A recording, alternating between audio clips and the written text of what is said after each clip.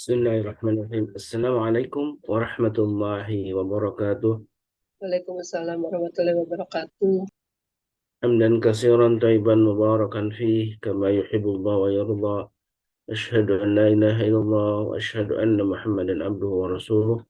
Allahumma salli wa sallim wa karim wa barik ala nabiyyina wa syafi'ina wa maulana Muhammad wa ala alihi wa sahbihi wa man ittaba'ahum bi ihsan ila yaumiddin. Sahabatku MKI yang dimuliakan Allah, alhamdulillah wa syukurillah. Tidak henti-hentinya kita bersyukur kepada Allah Subhanahu wa taala atas semua nikmatnya, nikmat iman dan Islam, nikmat yang paling utama yang telah Allah berikan kepada kita sehingga sampai detik ini kita masih terjaga dari perbuatan yang syirik ya, perbuatan yang membuat kita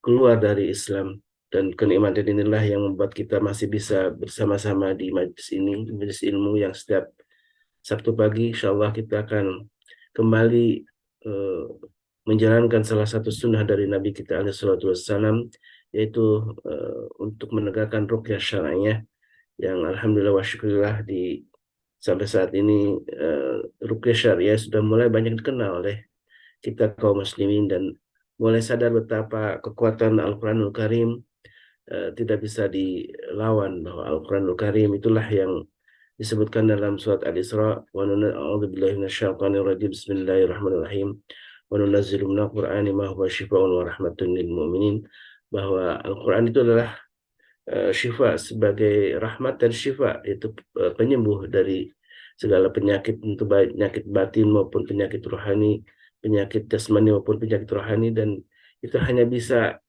eh, dirasakan kemanfaatannya, keberkahannya hanya bagi orang-orang lil mukminin, yaitu bagi orang yang mempercayainya atau meyakininya.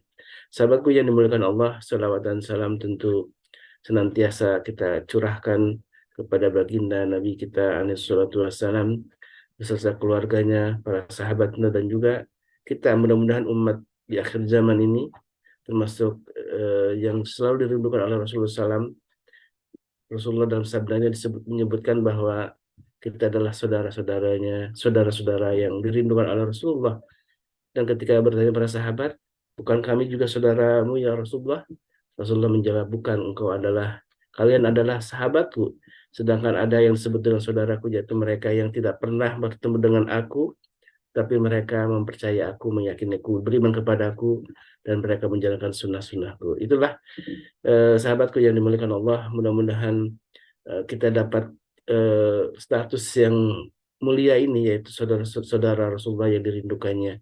Dan mudah-mudahan kita kelak akan berjumpa dengan beliau dan mendapatkan syafaat dari beliau. Amin. Allahumma amin.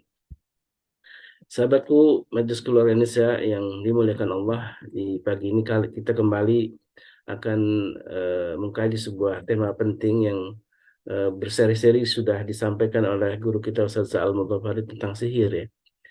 Sihir ini memang luar biasa, dan kalau kita tidak memahaminya bisa jadi kita akan menjadi korbannya gitu ya. Dan tentu Rasulullah SAW sudah memberikan contoh teladan bagaimana tuntunan atau panduan bagi umatnya untuk menghadapi sihir itu. Karena Allah Subhanahu wa taala sudah menyebutkan dalam Al-Qur'an bahwa para penyihir ini tidak akan pernah berhasil.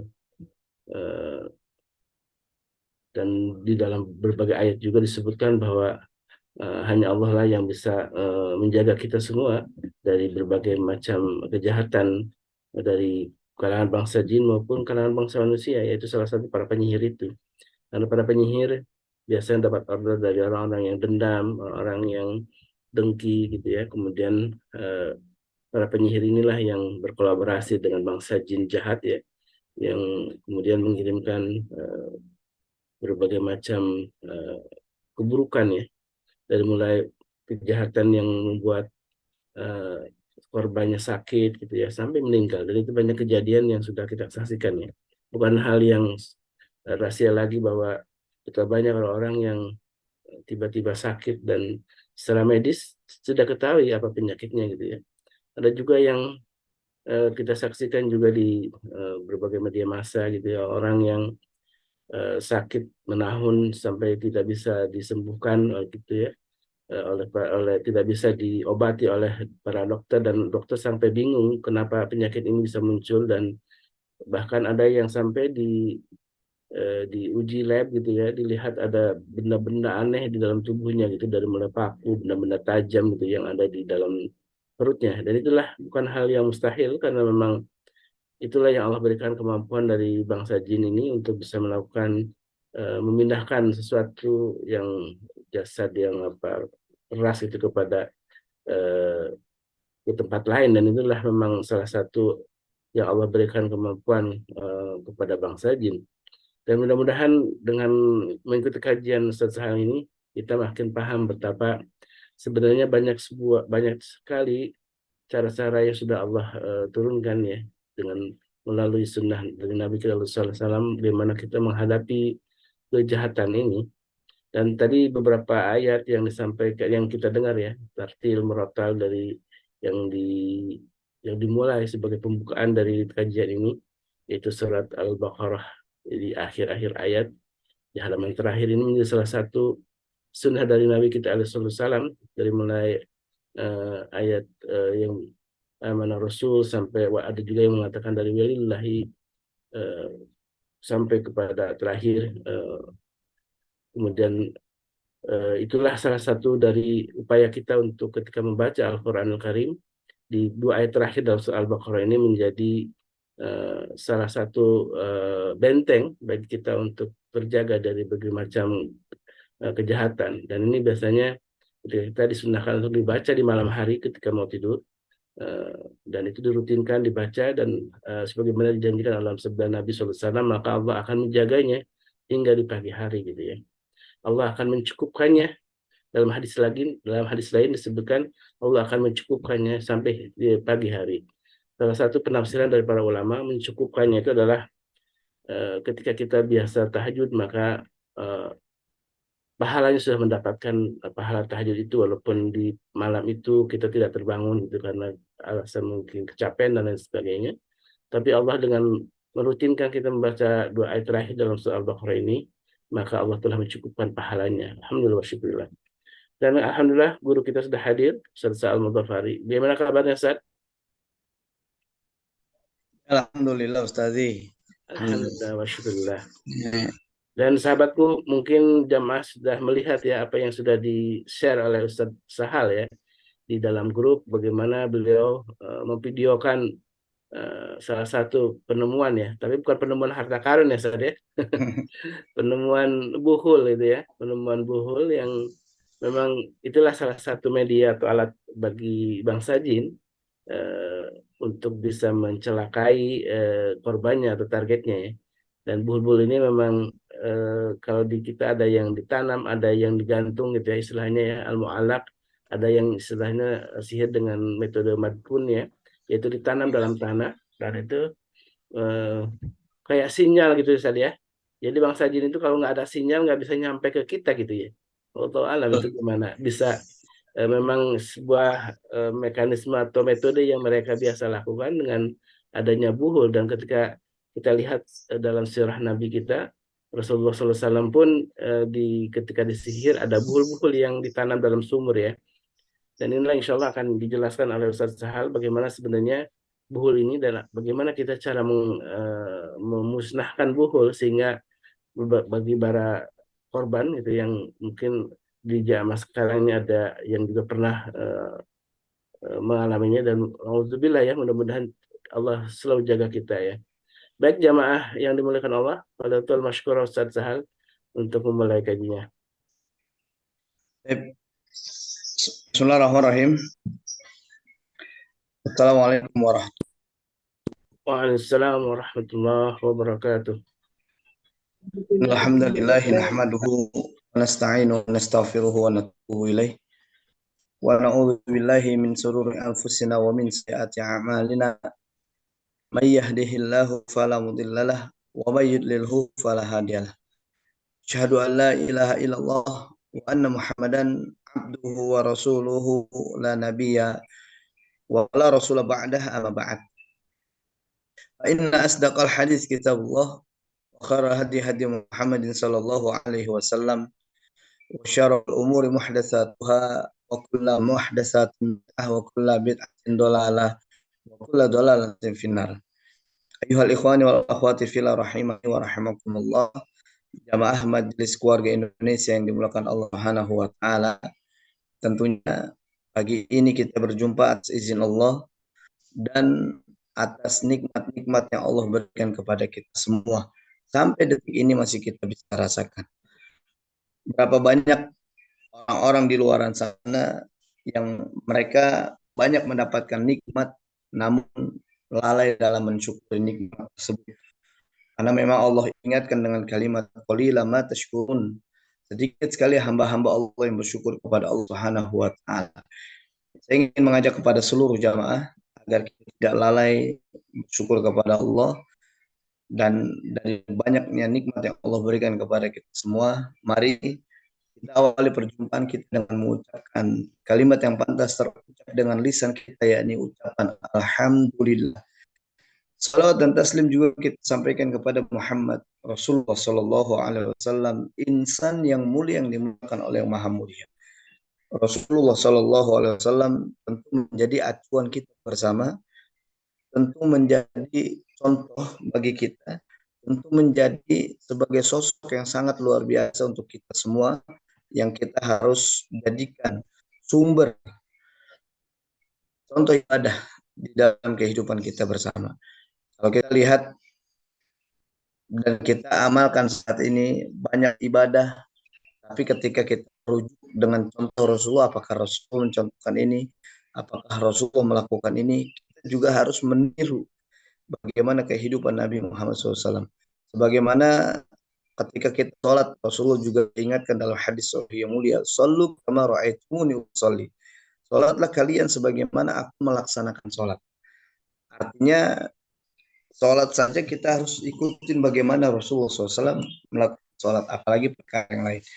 Nah, perkara ini juga perkara yang akan kita bahas bersama, perkara yang banyak sekali orang-orang di sekitar kita masih menolaknya. Bicara sihir, bahkan ketika Rasulullah sampaikan dalam hadis sahih yang mulia, ketika Rasulullah bercerita dengan Aisyah radhiyallahu anha, bahwasanya Rasulullah itu memang dalam kondisi terkena sihir. Tapi yang dialami Rasul cukup parah karena rambutnya rontok. Terus juga Rasulullah seperti melakukan sesuatu tapi nggak melakukan. Ya layaknya orang-orang yang melakukan sihir. Bahkan Rasulullah SAW terlihat ada dua orang lelaki yang memang ada mendatangi Rasulullah SAW. Dua orang lelaki ini adalah malaikat-malaikat Allah yang Allah utus dari langit. Yang satu di kepala, yang satu di kaki. Bertanya yang di kepala ditanya, ada apa dengan Rasul? Kenapa dengan Rasul? Kemudian yang di kaki menjawab, Rasulullah sedang disihir. Nah, dari apa? Dari rambut rontokannya dan dari daun kurma, ya, daun kurma yang pernah saya sampaikan, diikatkan dengan 11 ikat. Dari sinilah akhirnya Rasulullah mengetahui buhul tersebut dilempar ke dalam sumur Zarwan. Ya, usai itu dan diambil baru turun Al-Falaq Anas, dan disinilah Rasulullah mengalami kesembuhan dengan izin Allah, perlahan sembuhnya. Nah, perkara ini pun yang tertera di dalam hadis sahih yang mulia, banyak sekali yang masih belum meyakini bahwasanya Rasul itu kena sihir. Banyak yang menolak bahwasanya sekelas Rasulullah nggak mungkin kena sihir. Tapi lagi-lagi yang kita ingin sampaikan bahwa ternyata ketika Rasulullah kena sihir, ini tidak menghilangkan kemaksumannya Rasulullah SAW. Tidak mengurangi kemuliaannya Rasulullah. Dan Allah ingin memberikan sebuah pelajaran besar akan sihir yang terjadi pada Rasulullah. Artinya sihir ini memang adalah ada, ya, sihir ini nyata, sihir ini benar adanya, dan sihir ini juga yang akhirnya akan ada di sekitar kita semua. Ya, beberapa hari lalu saya kirim sebuah video, sebuah gambaran bahwa sihir itu ada. Saya juga menemukan kasus tersebut itu berawal dari seorang suaminya yang dia tidak percaya dengan hal itu, ya. Dia menolak tentang sihir, dia menolak dan tidak masuk ke dalam logikanya dia. Mustahil, nggak mungkin orang bisa kena sihir, nggak mungkin orang bisa. Jadi memang itu yang akhirnya Allah ujikan kepada orang tersebut. Makanya saya sering bilang bahwa hati-hati ketika kita berucap. Hati-hati misalkan ketika kita mengucapkan, nggak mungkin saya diuji Allah dengan hal ini. Pasti Allah akan uji dengan apa yang kita sampaikan. Ya, makanya ketika sihir itu masuk ke dalam tubuh kita, itu bukan karena kita seorang yang maksiat, bukan kita ini seorang pendosa. Boleh jadi sihir yang dikirimkan kepada kita menjadi sebab bahwa Allah ingin menjadikan kita semakin dekat kepada Allah Subhanahu wa taala.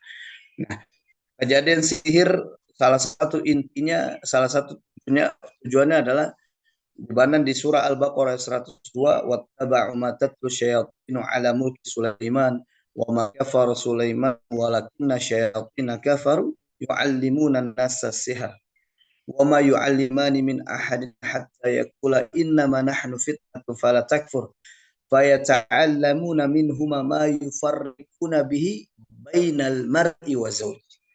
Jadi salah satu tujuan sihir adalah ma yufarriqu bihi bainal mar'i wa zawji, mencerai-beraikan hubungan suami dan istri.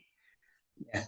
Jadi bukan hanya mencerai-beraikan hubungan suami dan istri, tapi mencerai-beraikan semua di dalam kehidupan kita. Baik sosial kita, yang tadinya kita banyak teman, banyak kolega, banyak handai tolan, ya, banyak orang-orang yang sangat merapat dengan kita, suka dengan kita, dengan gaya kita, tiba-tiba mereka menghilang. Boleh jadi ada sihir yang memang mengikat kita, sehingga sihir ini yang menyebabkan akhirnya jadi putus hubungan dengan orang-orang di sekitar kita. Jadi bukan hanya itu, dia juga mencerai-beraikan urusan bisnis kita. Ya, ini sihir. Ya, makanya kita harus meyakini ini. Karena orang-orang yang tidak meyakini adanya sihir ini berbahaya dalam segi akidah. Silakan aja buat jamaah yang saat ini ketika kita bicara sihir, nggak mungkin sihir itu terjadi, nggak mungkin sihir itu ada. Silakan ucapkan itu, nanti tanpa disadari akan ada ujian yang memang akan menimpa kita dalam bentuk sihir. Dan insya Allah di dalam kesempatan yang mulia ini kita akan coba membahas tentang bagaimana sihir matfun. Ya, ini sihir khariji, sihir yang ada di luar. Kalau kemarin kita bahas tentang sihir makul, sihir masyrub, sihir yang dakhili, yakni masuk ke dalam tubuh kita. Ini saya pernah bahas di awal, tapi nggak apa-apa saya ulang lagi, karena memang masih banyak permintaan-permintaan dari kita semua, ya orang-orang di sekitar kita, kembali mengulang tentang bagaimana sihir yang pernah dipendam. Sihir ini termasuk sihir yang paling banyak. Berapa banyak saya menemukan kasus-kasus orang menjadi korban sihir madfun. Madfun, jadi sihir yang dipendam. Saya pernah mendatangi dukun di daerah Sukabumi, kemudian saya datangi rumah dia, terus ternyata ada buhul yang dipendam di rumahnya dia, itu dalam bentuk foto yang sudah dijahit, yang kemudian foto itu ditutup dengan kain kafan, dan foto itu ditaruh di bawahnya ada satu kayak mangkok gitu, kendi, kemudian ditumpuk dengan beberapa bunga kantil, beberapa kembang, kemudian ada dupa yang terus nyala, terus itu foto itu dalam kondisi ditaruh di atas paku. Jadi subhanallah, menjadi sebuah alasan kenapa sampai detik ini, ya waktu itu ya, saat itu korban sihirnya merasa seperti ditusuk, karena memang kondisinya dalam tertusuk. Jadi dia naruh kendi, udah semua udah rangkaian-rangkaian cara kerja sihirnya sudah lengkap, terus ditancepin tuh, dipuncelpin foto tersebut sehingga orang yang menjadi korban sihir itu layaknya seperti orang yang ditusuk di setiap hari. Tapi dengan izin Allah ketika saya datangi dukun tersebut, kemudian saya cabut benda tersebut, saya buka ikatan-ikatannya, saya hancurkan langsung di depan dia. Saya minta dukunnya itu untuk membatalkan ucapan-ucapannya, ya, membatalkan semua ikatan-ikatan sihir yang pernah dia ucapkan. Subhanallah, izin Allah, akhirnya orang tersebut merasa jauh lebih baik. Ya. Ini pengalaman yang saya pernah dapat. Dan memang banyak sekali praktek-praktek dukun yang akhirnya saya pernah datangi dan saya temukan langsung korban-korban sihir yang memang diikat langsung di rumahnya atau di sekitar rumahnya atau di dekat tumpukan-tumpukan sampah. Itu dia pendamnya di situ. Kayak kemarin saya banyak pertanyaan ketika saya naikkan di media sosial video tersebut. Banyak yang nanya, itu kan batako, itu kan konblok, itu kan dipelur, kok bisa naruh di situ? Itu rumah sebelumnya memang bukan dalam kondisi yang dipelur. Ya. Nah, ini menjadi pelajaran buat kita bersama bahwa sihir itu ada. Nah, sihir matfun itu, sihir yang dipendam, kita mungkin nanya, prosesnya bagaimana? Ya. Proses dari sihir ini bagaimana? Saya ada beberapa catatan. Jadi proses sihir matfun ini adalah benda sihir yang ditanam di tempat kotor, bernajis, seperti kuburan. Saya pernah juga ada pengalaman orang yang kena sihir, kemudian ketika seorang itu diruqyah, kemudian jinnya menyebutkan satu tempat kuburan. Saya tanya, kuburannya di mana? Tahu nggak? Tahu. Subhanallah, langsung kita bersama keluarganya itu mendatangi kuburan tersebut. Usai mendatangi kuburan tersebut, kemudian digali persis dengan sederet dengan kuburan, tapi agak pojok di tanah. Terus kita gali, memang ada benda tersebut, ada benda yang menjadi media sihir untuk korban yang ditargetkan oleh dukun.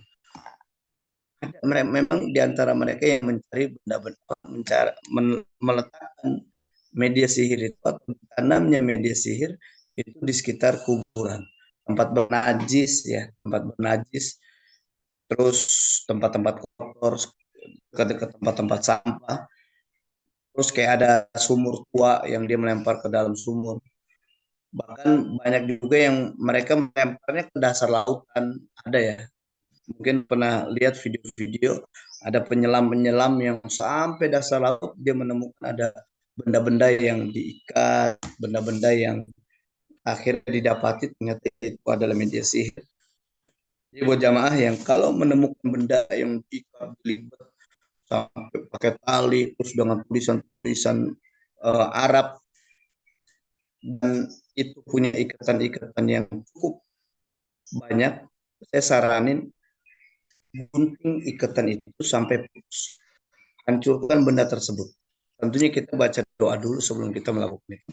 Kenapa? Karena itu adalah media sihir yang memang kita nggak tahu siapa yang sedang menjadi korban. Tapi ketika kita bantu lepaskan, maka izin Allah kita akan mendapatkan pahala karena sudah membantu orang yang saat ini sedang tersiksa.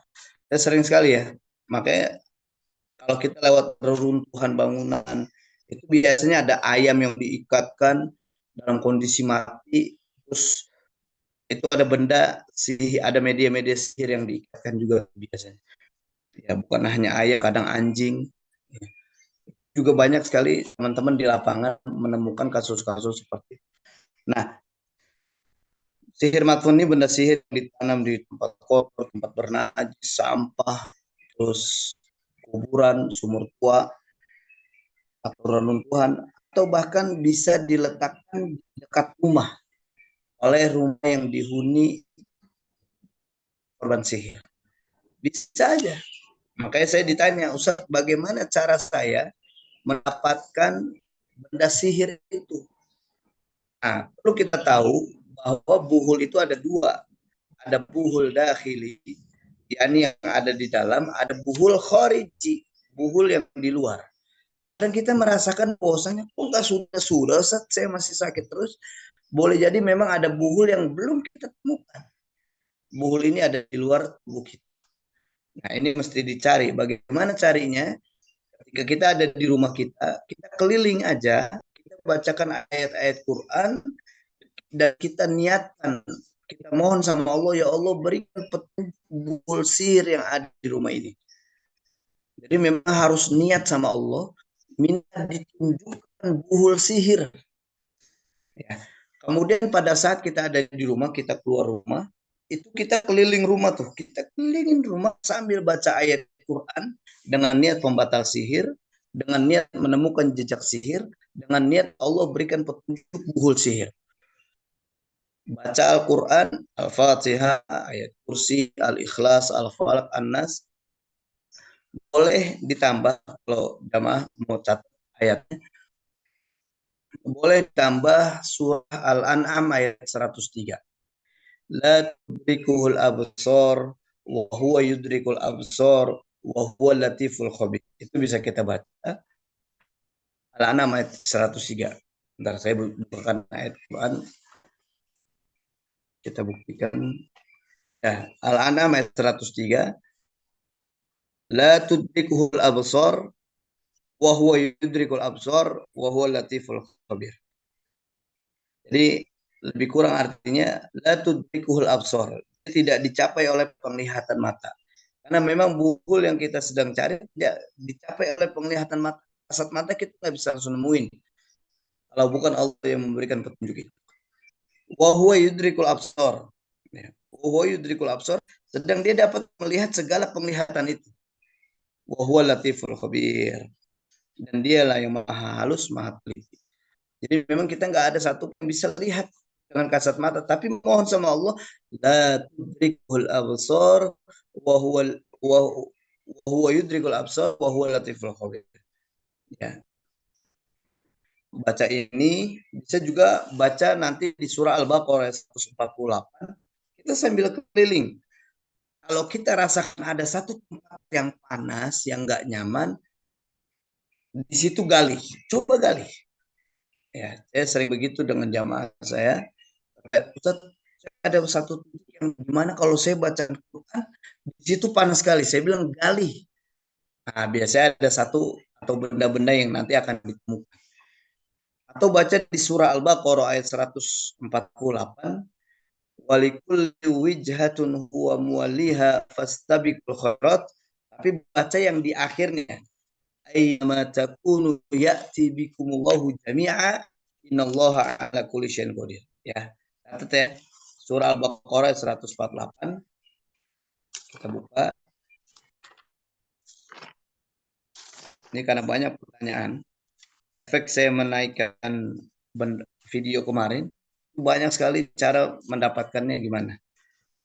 Nah, di surah Al-Baqarah 148, aina ma takudu ya'ti bikumullahu jami'an innallaha ala kulli syai'in qadir. Nah, ini bisa kita baca juga sambil kita keliling ya. Di mana saja kamu berada, pasti Allah akan mengumpulkan kamu semuanya. Ya, kita niatkan, karena kita niatkan untuk mencari buhul, dimanapun buhul itu berada, Allah pasti akan mengumpulkan kamu semuanya. Innallaha ala kulli syai'in qadir. Sungguh Allah maha kuasa atas segala sesuatu. Memang Allah yang maha kuasa di atas segalanya, dan Allah yang nantinya akan membantu kita menemukan buhul-buhul sihir tersebut sehingga kita bisa menghancurkan buhulnya. Nah, ciri-ciri pasien ya, ciri-ciri orang yang terkena sihir madfun, yang menjadi korban sihir madfun, antara lain adalah pasien selalu mencium bau busuk, bau aneh yang tidak diketahui sumbernya. Kalau kita sering mencium bau-bau busuk, mencium bau aneh, terus kita nggak tahu sumbernya, ini dari mana ya? Misalkan di dalam rumah selalu ada bau busuk atau bau-bau aneh, tiba-tiba bau anyir, bau darah, tiba-tiba bau bangkai tikus, padahal kita cari tidak ada satupun bangkai di rumah kita. Terus tiba-tiba bau apa namanya, bau kencing, bau pesing. Ya, ada jamaah yang sering mengeluh ketika dia di kamar, kok bau pesing ya gitu. Kok ada bau pesing di kamar tersebut. Ya, itu bisa kita jadikan bau busuk apa nih, di mana nih? Tapi nggak tahu sumbernya di mana. Nah, itu bisa dideteksi diri kita khawatir kita adalah korban sihir matkun, sihir yang dipendam. Terus sering merasakan sakit kebas sebelah tubuhnya, kebas sebelah kanan atau sebelah kiri atau sebelah di bagian atas atau di bagian bawah. Itu juga pengaruh. Mengalami keringat sebelah. Jadi saya sering ketemu orang kalau keringat cuma sebelah, kanan aja, kirinya nggak keringetan.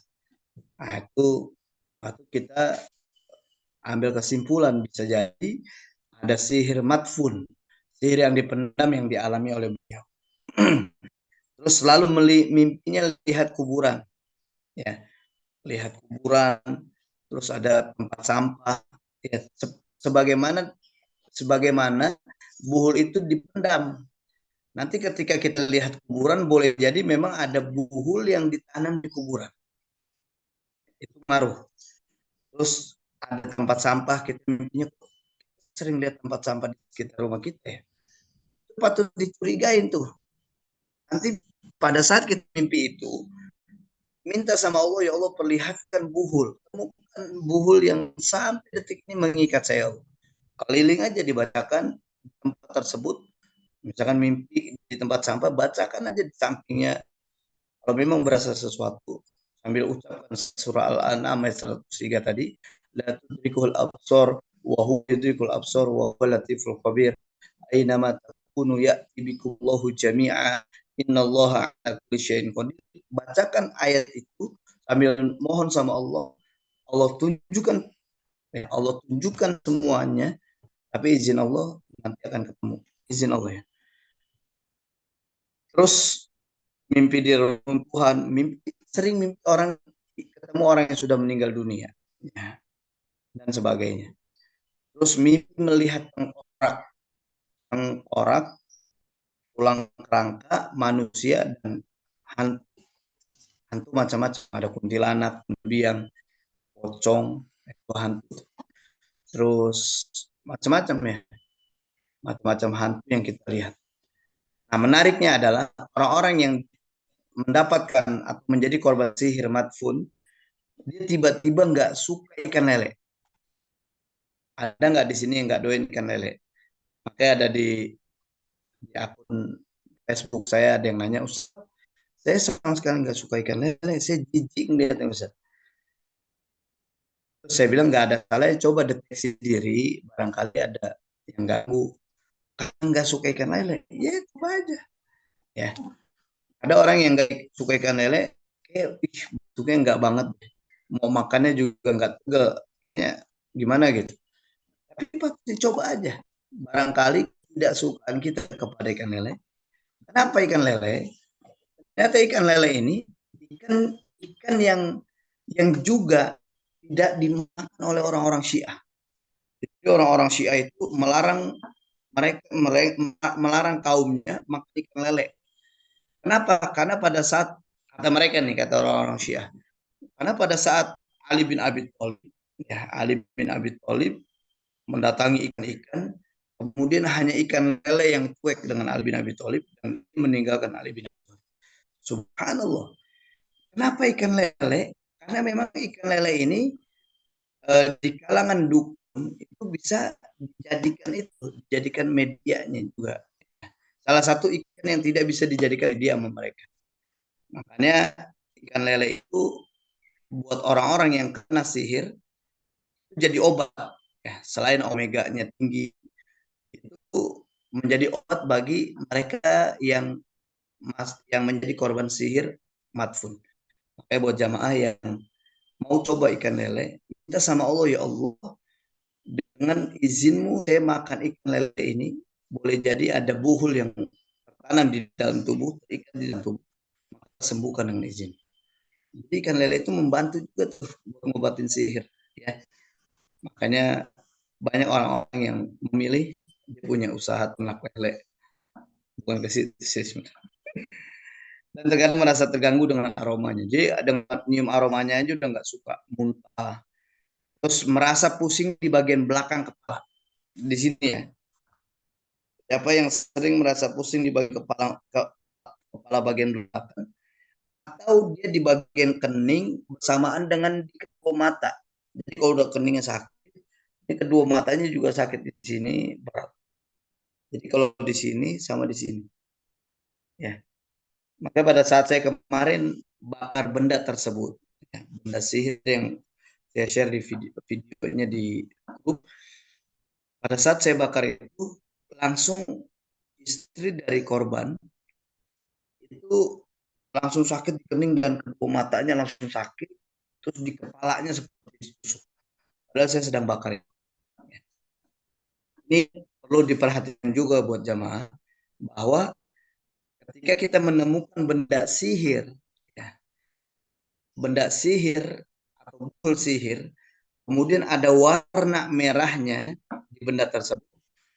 Kalau kata beberapa ulama yang terjun di langsung dalam khusus di dunia sihir, mereka mengatakan itu ada sifat nar, nari namanya.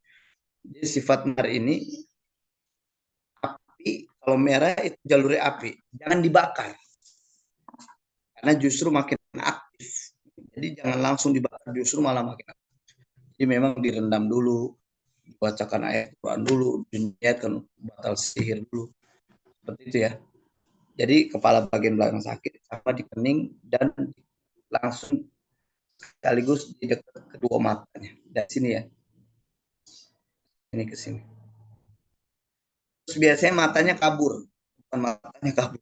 Tapi pandangan matanya seperti kabur, gelap. Terus yang kalau dia berkacamata sering merasa nambah minnya. Kayaknya makin tebal deh, kok makin gak jelas nih.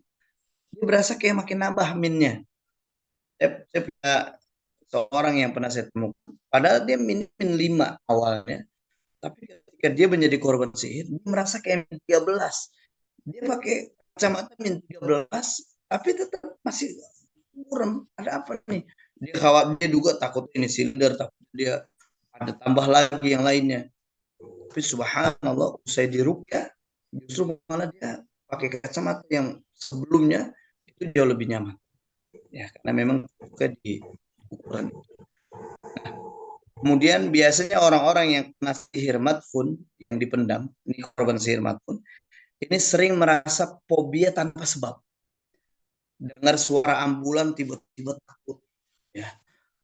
Terus dengar suara orang menginformasikan ada yang meninggal dunia di masjid-masjid, innalillahi wa inna ilaihi rajiun, dia langsung takut nggak jelas. Terus ketika dia lihat ada orang bopong-bopong jenazah, dia langsung ngijrit kalau kata orang Betawi, dia kabur. Ada ketakutan yang dia tidak jelas sebabnya. Ya, itu biasanya gitu ya. Orang-orang yang tiba-tiba kita jadi penakut, fobia nggak jelas, takut mati, takut tiba-tiba menjadi seorang yang itu ngaruh. Kemudian sering mimpi terbang dari satu tempat ke tempat yang lain. Jadi memang sihir matfun ini membuat orang ini jadi benar-benar lep, langsung hilang akal. Lep, langsung hilang bahwasanya dia benar-benar langsung insecure. Jadi benar-benar orang yang tadinya ramah, yang tadinya bersosialisasi, tiba-tiba dia memilih untuk mengisolasi diri. Seperti itu ya. Seperti itu ciri-cirinya. Nanti buat jamaah yang punya keluhan sama atau punya keluhan yang hampir mirip dengan yang saya sampaikan, nggak ada salahnya kita mendeteksi diri kita. Kita coba cek keliling rumah kita dengan membacakan ayat-ayat Quran dan sekaligus diniatkan untuk minta pertolongan agar Allah perlihatkan buhul-buhul yang ada di sekitar kita. Ya, ini saya rasa saya sengaja pancing buat jamaah untuk bertanya. Karena saya kalau bahas materi begini panjang, silakan yang mau nanya, Ustaz, silakan di ini di atau sedikit saya tambahkan lagi ada namanya sihir marsus. Ini juga berkaitan sihir yang ada di luar tubuh. Sihir marsus ini sihir yang dipercikkan. Jadi kita misalkan saya sering sekali ketemu kasus sihir marsus di dunia kerja ya, misalkan di dunia kerja. Ada orang yang tahu ruangan kita, ada yang tanpa disadari dia nyempet ruangan kita, akan-akan dia membersihkan ruangan kita. Itu hati-hati. Boleh jadi ada sihir marsus, sihir yang dipercikkan ya, melalui media air. Nah, ini cara kerjanya gini. Cara kerjanya benda sihir dilarutkan di dalam air dan dipercikan di tempat yang biasa dilalui korban. Nah, ini bisa lewat media air atau tanah. Saya sering sampaikan bahwa media sihir ini bisa lewat air, lewat tanah, lewat apapun ya. Bahkan jin itu macam-macam, bisa lewat air, udara. Bahkan mereka akan berubah ketika negara api datang menyerang. Itu bisa. Nah, sihir marsus ini sihir yang dipercikan air atau ditaburin tanah. Jadi orang yang akan melakukan sihir atau pelaku sihir, dia tahu nih korban sihir ini akan melalui jalan ini. Biasanya dia akan mercikan air tersebut atau naburin tanah atau pasir. Sehingga ketika kita melangkahi dari apa yang sudah dipercikan, ditaburin, di situ posisi kita akan menjadi korban sihir. Nah, atau kita injek bendanya. Kita lewat, kita injek, nah itu jadi cara kita. Kalau kita nggak injek, kita melangkahi aja juga udah menjadi seorang yang akhirnya jadi korban sihir. Ciri-cirinya nih, ciri-cirinya pertama merasa sakit, bebas atau berat pada kedua betis dalam waktu yang cukup lama. Ini yang punya keluhan di betis, ya mungkin alatnya, aduh, kayaknya gue akan varises nih, ciri-cirinya. Bukan. Boleh jadi kita nih orang yang kena sihir marsus, sihir yang kena dipercikan yang kita lewati akhirnya. Terus merasa kejang pada kedua telapak kaki, ya. Pada waktu tertentu tiba-tiba kayak kejang tuh kayak tiba-tiba kayak nggak terkontrol, terus tahu-tahu kayak ada yang ketarik-tarik, ya kalau tidur kayak berasa ketarik betot kalau orang Betawi bilang. Nah, terus timbul urat pada kedua betis pada waktu tertentu. Nah, ini yang tadi saya sampaikan seperti orang varises ya. Tapi di waktu-waktu tertentu aja. Nah, biasanya orang-orang yang kena sihir itu selalu ba'da maghrib. Ya, ba'da asar, lewat asar, menjelang asar terus sampai malam sampai subuh. Pagi siang sehat lagi. Ya, biasanya karena memang Rabbul Masyriqain wa Rabbul Maghribain, Allah ini Robnya dua timur dan Allah Robnya dua barat. Ternyata ini menggambarkan bahwa waktu bangsa jin dan manusia itu memang berbeda. Nah, waktunya bangsa jin itu maghrib, isya, subuh. Ini menjadi alasan kenapa kita sholat pakai keraskan suara di waktu maghrib, isya, subuh. Kalau waktu zuhur, asar kita perlu keraskan suara karena memang itu masuk wilayahnya kita sebagai manusia. Dan ini juga menjadi sebuah alasan ketika Allah berfirman, "Qul a'udzu birabbil falaq." Aku berlindung kepada Rabbil Falak, Rabb yang menguasai waktu subuh. Ternyata waktu subuh ini adalah waktu di mana jin masih puasa penuh. Karena itu masih waktunya dia. Ya. Bahkan min syarri ma khalaq wa min syarri ghasiqin idza waqab, kami berlindung dari kejahatan di malam gelap gulita. Kenapa disebutnya wa min syarri ghasiqin idza waqab? Malam. Karena memang malam itu adalah waktunya bangsa jin. Sampai sini insya Allah ya. Terus sering sakit persendian tanpa sebab secara medis. Persendian biasanya orang-orang yang sakit persendian kita curiga jangan-jangan asam urat. Makanya saya sering bilang ke teman-teman kalau lagi makan sop kambing, soto Betawi, atau soto tangkar, soto mencos, saya bilang pakai emping. Karena biar imbang, kalau ini kolesterol, Ini asam urat, jadi berimbang antara kolesterol dan asam urat. Terus selalu mimpi lihat air, ya. Mimpinya air. Ini kalau orang yang kena marsus percikan air, kalau dia medianya air, sering lihat laut, tsunami, banjir, pokoknya yang berkaitan dengan air ya. Terus atau lihat mimpinya sungai, mimpinya hujan, ya. Terus atau kita lihat parit ya, parit itu sebuah tanah yang digali dalam sebagai batas, itu parit. Kalau di zaman Rasulullah SAW perang parit atau Khandaq namanya. Ini ada air terjun, dia mimpinya air terjun, danau, rawa-rawa. Terus kalau minum berlebihan, minumnya berlebihan. Kalau minum sehari itu bisa 1 galon habis. Sama sekali nggak mau minum. Jadi kalau air itu geli, nggak suka. Air putih dia nggak mau minum. Tapi air lain bisa. Nah bisa jadi juga ada air kopi yang tadinya dia suka kopi, tiba-tiba dia nggak suka kopi. Nah itu patut dicurigai. Kadang mimpi melihat dirinya berjalan tanpa alas kaki. Nah, ini sihir marsyus. Nyeker men, kalau bahasa orang Betawi bilang, kalau kita mimpinya nyeker men, nggak pakai alas kaki, di situ berarti ada jin yang terikat dari sihir marsyus yang diberikan. Silakan jamaah yang mau nanya, tafadhalu. Baik, alhamdulillah, wasyukurillah. Jazakallah khairan Ustaz ilmunya. Luar biasa ya, ternyata mimpi itu bisa jadi penunjuk ya, tanda penunjuk ya bagi kita semua sebagai gejala awal untuk melihat bagaimana proses sihir itu terjadi gitu ya. Walaupun itu tidak bisa dipastikan juga ya Ustaz ya, harus tetap diverifikasi gitu ya. Bahwa tapi kebanyakan memang kejadian-kejadian yang lewat mimpi itu masuk itu memang menunjukkan ada sihir yang sedang bekerja begitu ya.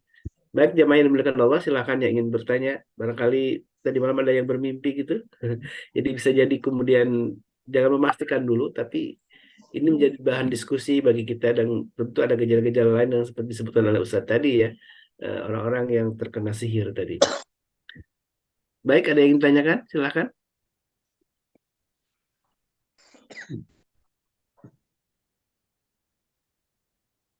Mimpi ini soal tadi apa namanya? Oh, ada yang bertanya di Bu Yuria. Silakan Bu Yuria.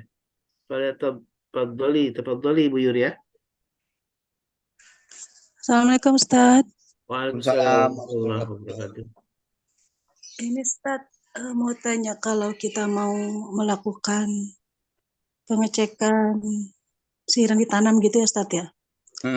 Nah, tahapannya itu ketika kita malamnya sholat, kemudian baca ayat-ayat ruqyah itu keliling rumah itu pas malamnya setelah sholat atau pagi atau siang harinya Ustaz? Itu yang Kalau pertama. sih enakan siang, pagi siang. Di siang Ustaz. Jadi Cuma nggak kan mesti habis sholat ya, nggak habis sholat. Jadi niatin aja, misalkan mau kapan baca ayat Quran di rumah, keliling, temenin suami. Nanti kasih tahu ke suami, oh di sini nih panas, tandain. Apalagi kan pernah nemuin kalajengking gede itu. Nah, itu harus dicurigai. Saya duga Yuria ini ada yang ditanam itu. Terus gini Ustaz, saya tadi 10 menitan ya nggak nyimak ya Ustaz ya. Karena setiap kali ikut kajian Ustaz, menjelang di akhir pasti tuh saya mulas ke kamar mandi. Tapi kalau kajian lain yang dari Senin sampai Jumat tuh, Kamis tuh enggak gitu kan, selalu seperti itu. Nah itu, maka tadi saya agak ketinggalan tuh yang 10 menit itu. Nah saya itu kan punya asam urat tinggi Ustaz. Urat saya itu kedeteksi setelah pas bangun tidur satu ketika kaki saya tuh kayak nusuk-nusuk paku gitu kan. Akhirnya saya cek asam urat saya 11,5. Nah, kemudian saya melakukan pengobatan. Setelah pengobatan tuntas, waktu itu kan aku akupunktur juga ya, Ustaz ya, pola makan jaga, akupunktur gitu kan ya.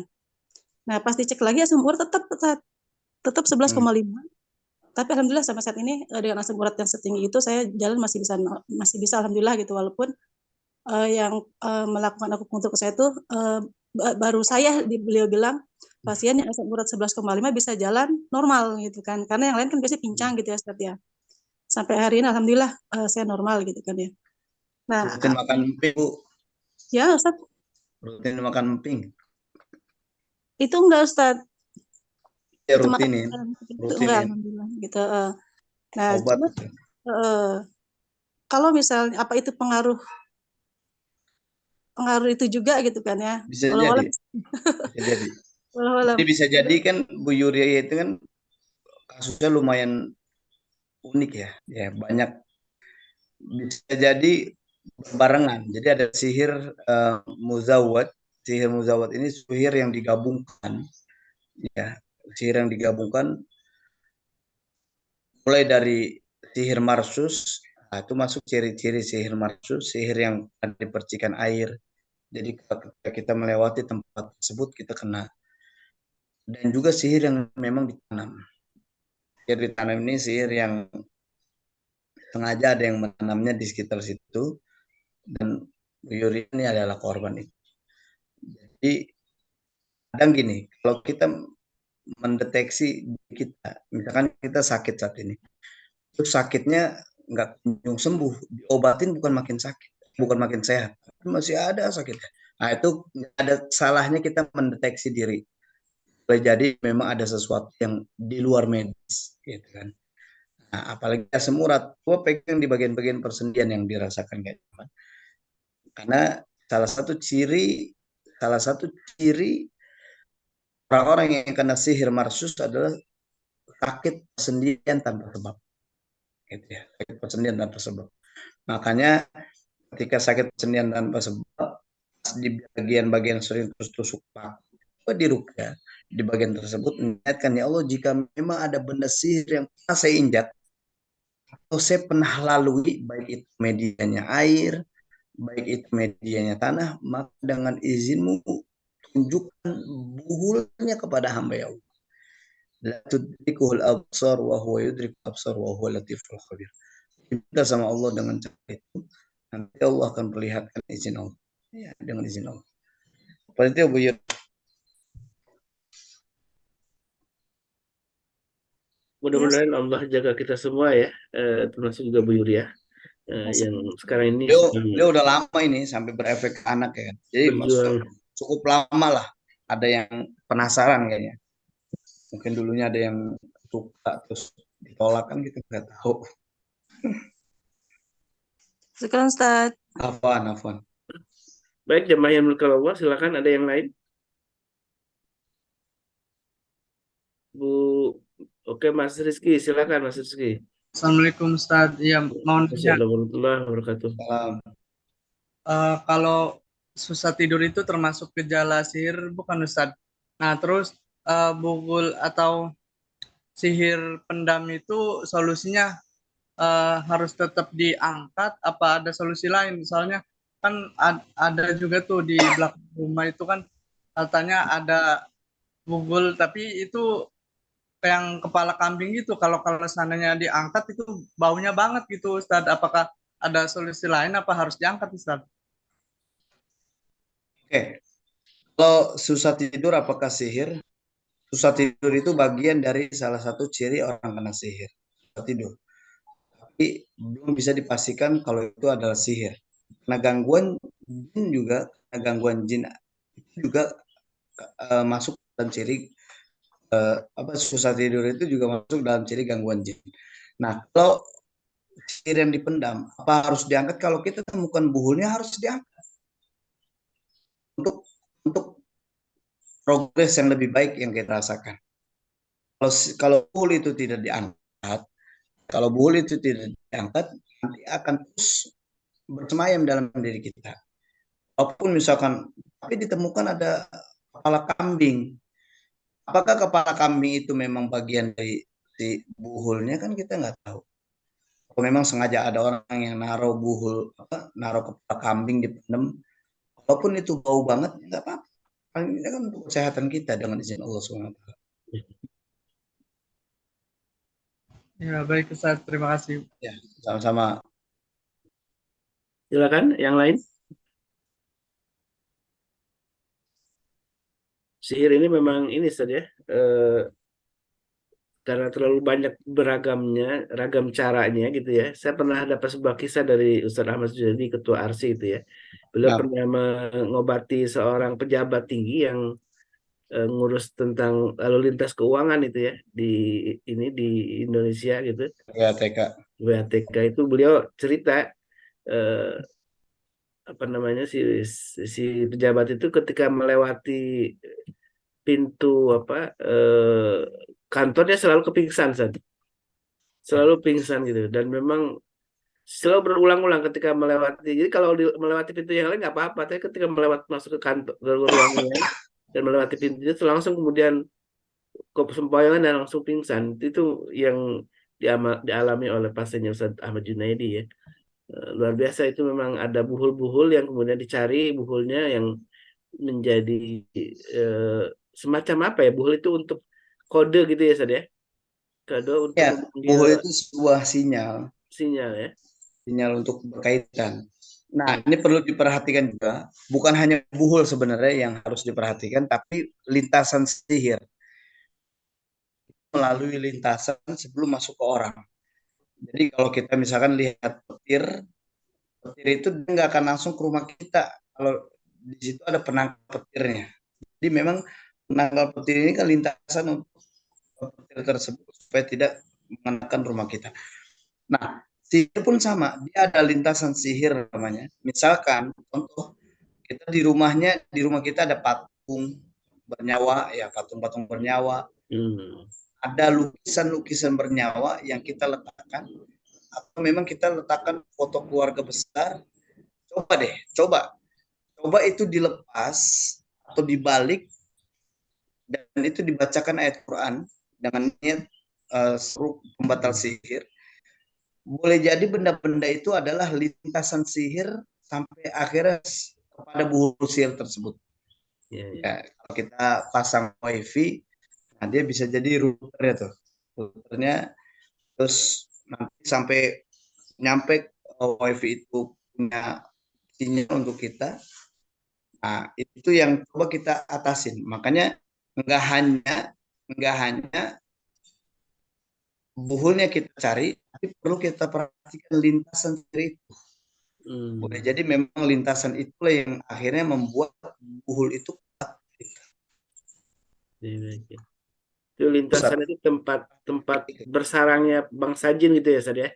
Ya, iya. Jadi kayak patung-patung ada di rumah itu mohon dilihat itu ya. Itu karena bisa jadi mereka menempati tempat-tempat itulah untuk kemudian sebelum melancarkan sihirnya gitu, Sad ya. Betul. Oke. Silakan, Ustaz Selo disampaikan.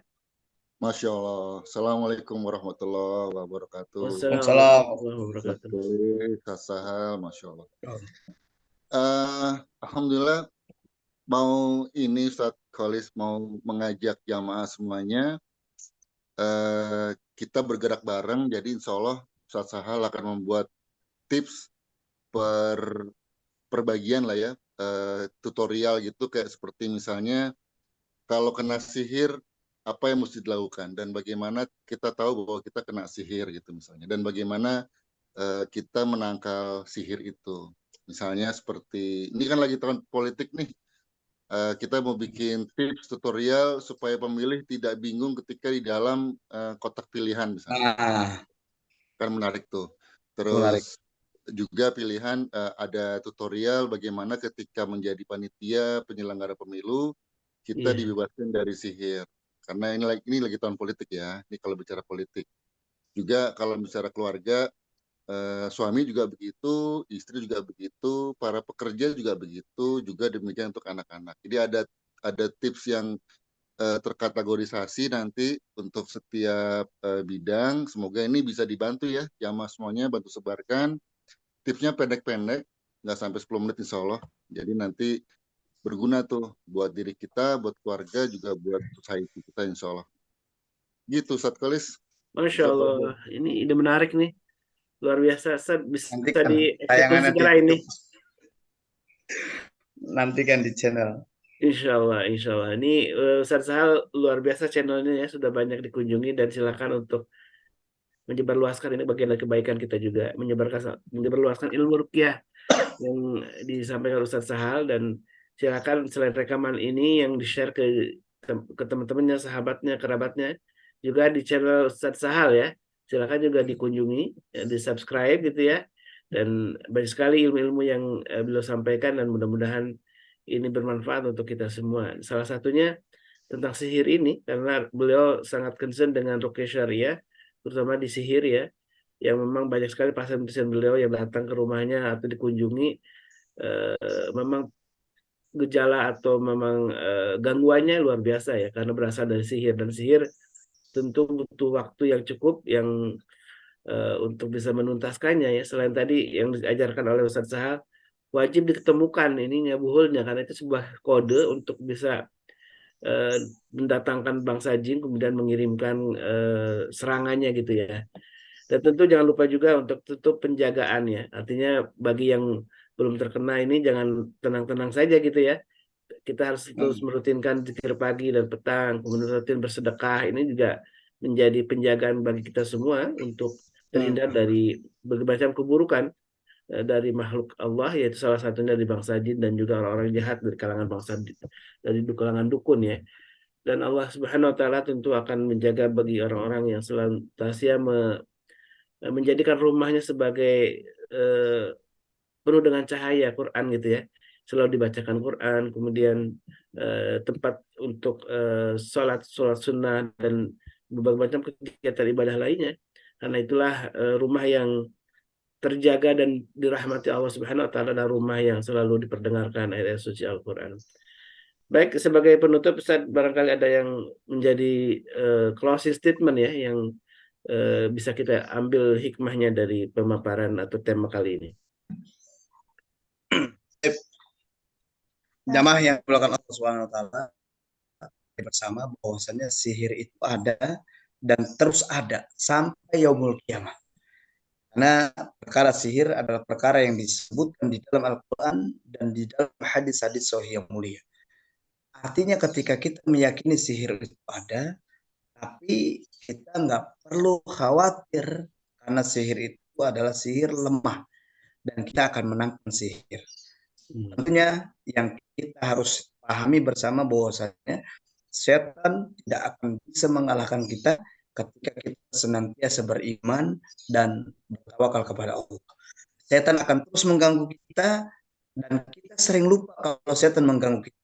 Namun setan nggak akan pernah lupa kalau dia atau mereka sedang mengganggu kita dan menyerang kita. Itu dari saya. Masya Allah, tabarakallah. Mudah-mudahan apa yang sudah disampaikan menjadi amal jariah bagi Ustaz Sahal dan juga bagi kita semuanya yang mendengarkan, menjadikan rahmat untuk kita semua. Dan tentu ini akan lebih bermanfaat ketika disampaikan juga ke jemaah lain, ke orang-orang terdekat kita, informasi kajian ini dan juga rekamannya. Mudah-mudahan ini bagian dari upaya kita untuk mendapatkan ridho Allah Subhanahu wa taala. Karena barang siapa yang menunjuk kepada kebaikan, menunjuki orang lain kepada kebaikan, maka dia akan mendapatkan pahala seperti orang itu berbuat baik ya. Kata Rasulullah SAW, "Mandala khair falahu ajru bisru fa'ilih." Barang siapa yang menunjuki kepada orang lain untuk berbuat kebaikan, maka dia akan mendapatkan pahala seperti orang itu berbuat kebaikan. Karena itu jemaah yang dimuliakan Allah, jangan bosan-bosan ya untuk nge-share kajian ini, nge-share ke info-info penting yang sudah disampaikan oleh para guru kita. Mudah-mudahan dengan ini bagian dari upaya kita untuk mendapat ridha Allah, dan kemudian bagian dari kita untuk meningkatkan wawasan pengetahuan kita tentang ilmu syariat ini, salah satunya ruqyah syar'iyyah.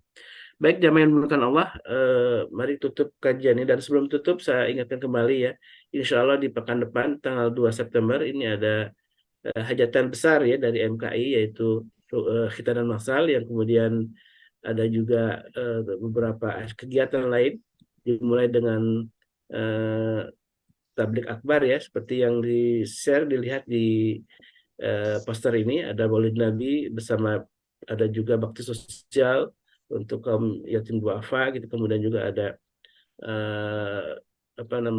sekretariat massal. Jadi ini kegiatan sangat beragam ya, dari mulai tablik akbar, ada bakti sosial, ada juga khitanan massal, dan ada bazar juga nih, seperti yang disampaikan oleh Bu Nining ya dari divisi usaha. Masih ada slot satu lagi kalau nggak salah. Silakan bagi jemaah yang punya dagangannya untuk ingin dijual di acara ini, silakan untuk menghubungi Bu Nining ya, panitia dari Khitanan Masal. Salah satunya juga bisa hubungi Bu Darmi ya. Ya mudah-mudahan kita semua bisa hadir di acara ini, karena ini bagian dari upaya kita untuk bisa bersilaturahim ya, saling kenal, saling menguatkan persaudaraan kita. Ini juga bagian dari sunnah Nabi kita Alaihissalam. Bu Darmi, ada yang disampaikan sebagai penutup? Kayaknya sementara, mungkin dari Kang Ustadz Selo, Ustadz Holis. Itu botram itu gimana ceritanya, Bu Darmi ini? Botram ya, Ini mah kawan teman-teman Indonesia. yang mau bawa yang beda sih apa Ya, aja. Mau dedeh teh. Kan saya nak acara mah Indonesia. Mau dedeh Indonesia mah wong Nanti kita kan jam 7 ya, udah ya ada mama dedeh. mulai Ustadz Holis ya. Masuk ya. Tapi Jadi kita di sana hitannya mah dimulai insya Allah jam 8, tapi jam 7 sudah stay jam 7 tuh. Besok insya Allah ada Tabliknya jam berapa, Bu? ya Ustadz Holis. Tablik akbarnya dari Babe Haikal jam berapa? Insya Allah tablik akbar itu setelah Ustadz Dodi. Jadi pertama itu Ustadz Dodi dulu yang mendongeng untuk anak-anak, setelah itu baru Babe Haikal. Jadi tablik akbarnya dimulai insya Allah 9:30 Ustadz. Alhamdulillah wa syukurillah. Silakan jamaah ya untuk menghadiri ini. Kita ingin ketemu langsung juga dengan semua jamaah yang ada di teman ini ya, insya Allah ya. Mudah-mudahan kalau ingin berbagi makanan, silakan untuk membawanya, Bu Darmi ya. Bisa nanti saling makan bersama, kita sharing makanan gitu ya. Alhamdulillah ini bagian dari sedekah juga, untuk sedekah pagi yang mulia ya, insya Allah. Baik, jamaah yang dimuliakan Allah, alhamdulillah syukurillah, kita sudah menuntaskan kajian pagi ini dengan Ustaz Sahal Mugafari. Kita doakan guru kita Ustaz Sahal selalu dalam keadaan sehat walafiat dan Allah berkahi ya. Dan selalu Allah istiqomahkan perjuangan ini, karena perjuangan tidak mudah ini di Ruqyah Syariah ini. Musuhnya dari yang kelihatan maupun yang tidak kelihatan gitu ya. Dari mulai bangsa manusia maupun bangsa jin. Kita doakan Allah jaga semua, karena ini adalah sebuah jihad yang besar yang kita harus lakukan, yaitu untuk menegakkan sunnah-sunnah Nabi, yaitu salah satunya Ruqyah Syariah. Mari kita tutup dengan doa kafaratul majlis. Subhanakallahumma wa bihamdika asyhadu an la ilaha illa anta astaghfiruka wa atubu ilaik. Al-'afwu minkum wa billahi taufiq wal hidayah. Wassalamualaikum warahmatullahi wabarakatuh. Amit semuanya jamaah kepada sehat semua.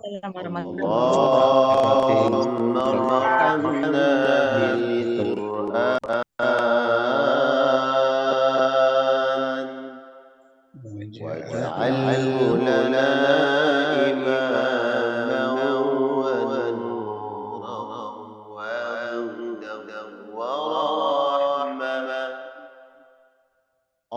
اللهم ذكرنا منه ما نسينا، وعلمنا منه ما جهلنا، وارزقنا تلاوته آناء الليل وأطراف النهار، واجعله لنا حجة يا رب العالمين. Proklamasi kami bangsa Indonesia dengan ini menyatakan kemerdekaan Indonesia.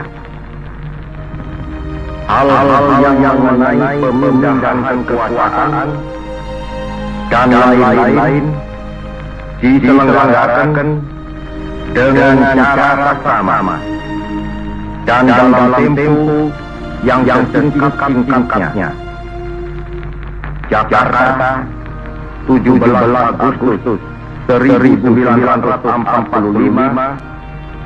atas nama bangsa Indonesia, Soekarno Hatta.